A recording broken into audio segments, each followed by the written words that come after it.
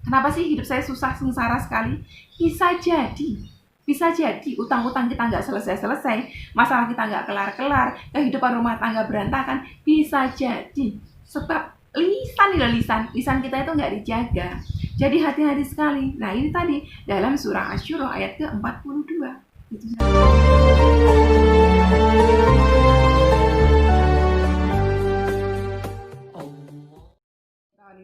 Bismillahirrahmanirrahim. Alhamdulillahirrahmanirrahim. Wassalatu wassalamu ala asrofil anbiya'i wal mursalin wa ala alihi wasahbihi wa tabi'in. Rabbi shrah li sadri wa yassir li amri wahlul 'uqdatam min lisani yafqahu qawli. Allahumma sholli ala sayyidina Muhammad wa ala sayyidina Muhammad. Assalamualaikum warahmatullahi wabarakatuh. Sobat Winner semuanya dirahmati oleh Allah Subhanahu wa taala dimanapun berada. Semoga sobat Winner semuanya selalu sehat walafiat, selalu dalam lindungan Allah Subhanahu wa taala. Selalu dimudahkan dalam setiap urusan-urusannya. Untuk sobat Winner yang saat ini sedang sakit, semoga Allah angkat sakitnya dan gantikan kesehatan. Untuk sobat Winner yang sekarang masih menantikan jodoh, semoga Allah segera akan bertemu dengan jodoh yang terbaik. Untuk sobat Winner yang saat ini sedang menantikan putra-putri, semoga Allah karuniakan keturunan yang soleh-soleh. Semoga yang memiliki amanah-amanah hutang baik riba maupun non-riba, Allah mudahkan untuk pelunasannya dengan cara-cara yang Allah ridhoi, tanpa harus menggali lubang yang baru, tanpa harus menjual aset dan kepayahan. Saya mendoakan semoga sobat Winner semuanya yang saat ini sedang menghadapi kesulitan, Allah bukakan pintu-pintu kemudahan, dan yang sedang mengalami kesedihan, Allah jadikan kebahagiaan. Amin, amin ya rabbal alamin. Oke, sobat Winner semuanya, hari ini selain testimoni nanti ada Q&A ya. Ada satu pelajaran sebetulnya yang saya mau sampaikan ke teman-teman semuanya. Ini sebetulnya reminder untuk diri saya sendiri ya. Pentingnya menjaga lisan. Penting sekali menjaga lisan ya. Sebab apa? Kita itu sering fokus kepada dosa-dosa besar. Kita mungkin menghindari dosa zina. Kita mungkin menghindari dosa syirik, musyrik, menyekutukan Allah. Kita mungkin menghindari dosa riba. Kita mungkin menghindari dosa-dosa besar-besar lainnya, durhaka kepada orang tua, membunuh tanpa hak. Tetapi kita sering sekali melupakan dosa-dosa kecil ya, yang kalau itu dibiarkan dia akan menitik di dalam hati kita ya. Ada titik hitam, ini sabda Rasulullah.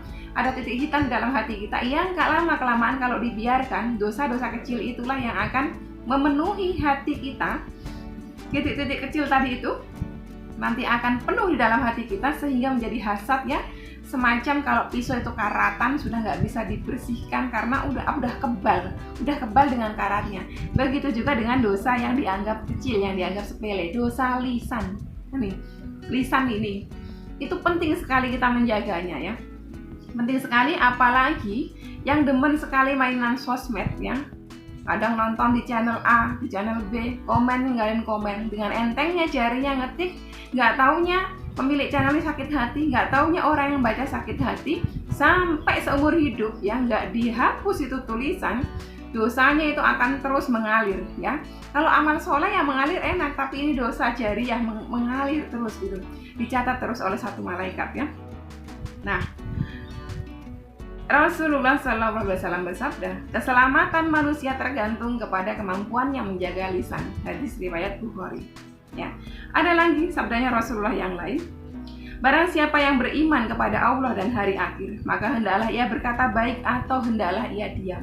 Jadi kalau kita nggak mampu berkata baik, sebaiknya kita diam. Ya, kalau tidak mampu menahan kalimat-kalimat yang buruk, diam udah. Lisan kita misalnya yang munculnya cuma ini buruk-buruk aja, mending diam daripada nanti dapat dosa ya. Sabda Rasulullah yang lainnya mana? Ada. Sesungguhnya umatku yang bangkrut adalah orang yang pada hari kiamat datang dengan sholat, datang dengan puasa dan zakat, tetapi ia selalu mencaci maki, menuduh dan makan harta orang lain serta membunuh dan menyakiti orang lain.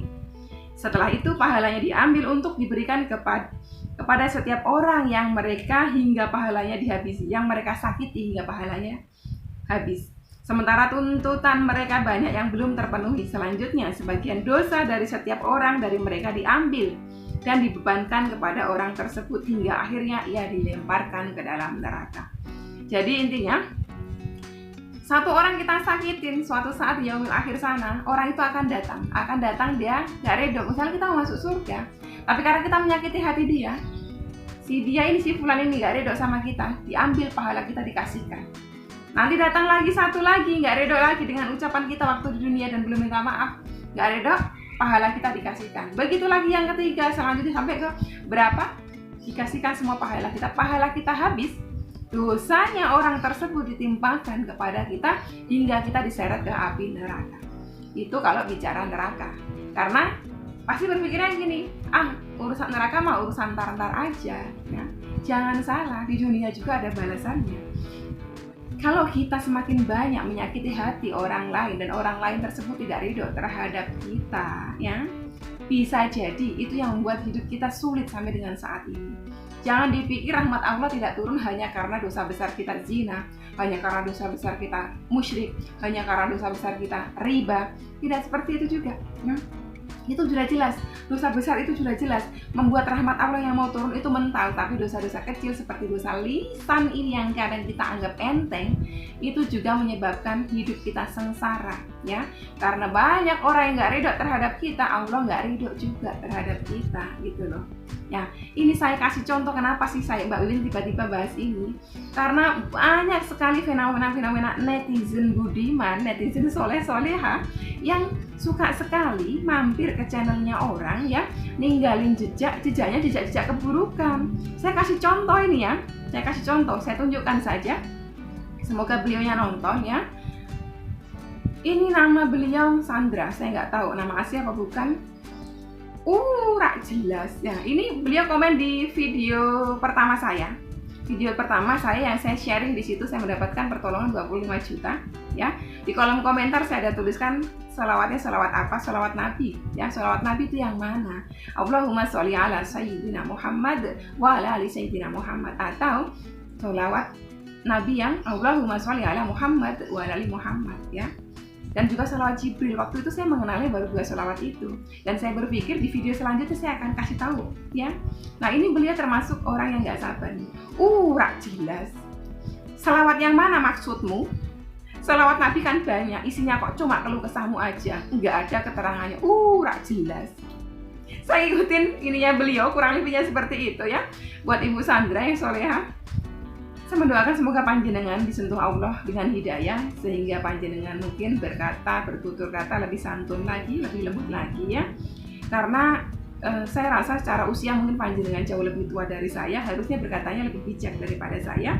Saya bukan menggurui, saya sendiri sedang mereminder diri saya untuk lebih berhati-hati dengan bahasa-bahasa tulis, dengan bahasa-bahasa lisan yang kita keluarkan, karena kita nggak pernah tahu bahasa yang kita keluarkan ini menyakitin hati orang tersebut atau tidak.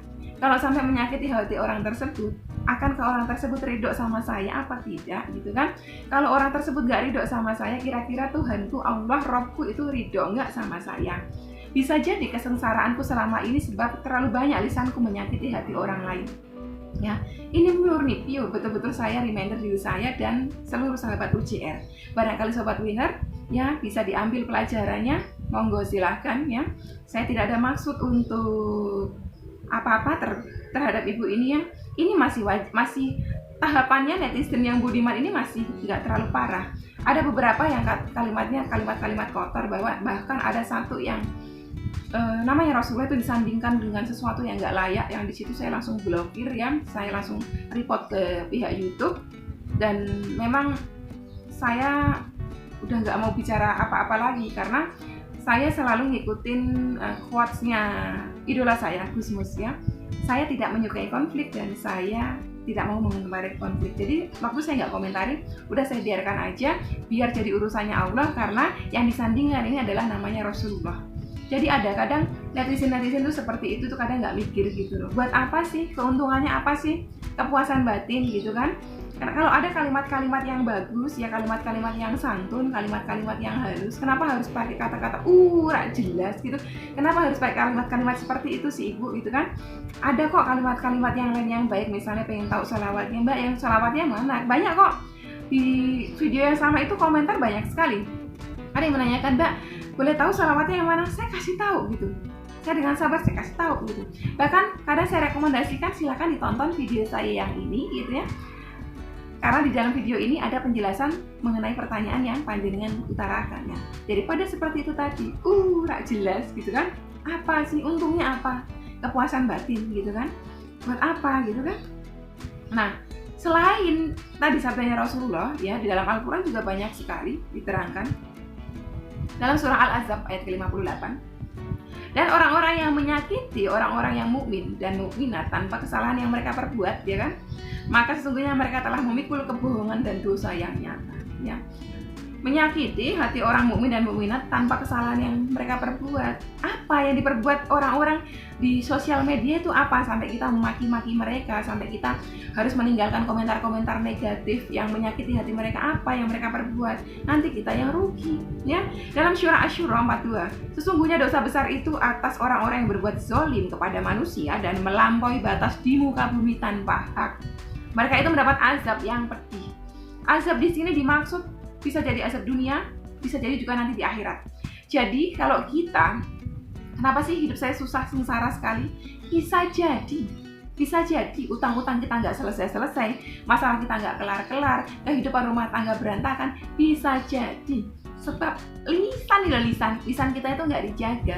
Jadi hati-hati sekali. Nah ini tadi dalam surah Asy-Syura ayat ke-42 itu sudah diterangkan di situ, ya. Terus yang lainnya lagi, ya, firman Allah yang lainnya, sesungguhnya pendengaran, penglihatan, dan hati, semuanya itu akan dimintai pertanggungjawaban. Surah Al-Isra ayat ke-36.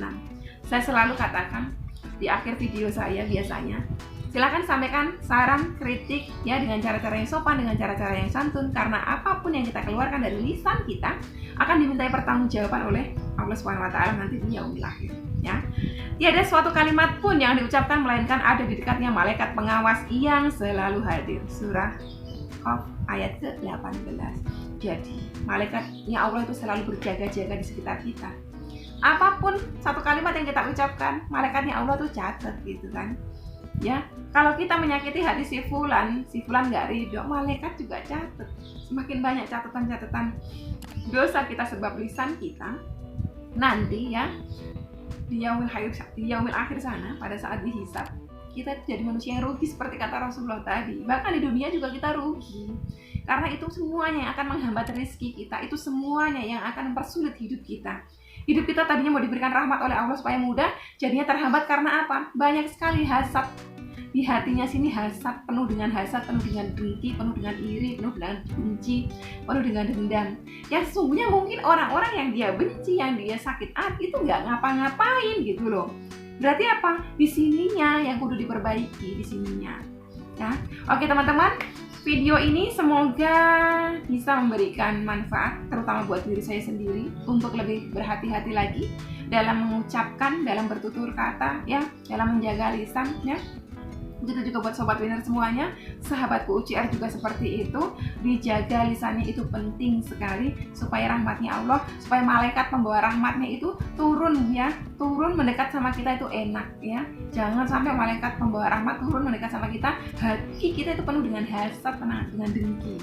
Ya, oke, sampai di sini dulu video ini. Semoga bisa memberikan manfaat yang bisa diambil, ya. Mohon maaf jika mungkin ada kalimat-kalimat saya yang menyakiti hati teman-teman semuanya. Sekian dulu. Wassalamualaikum warahmatullahi wabarakatuh.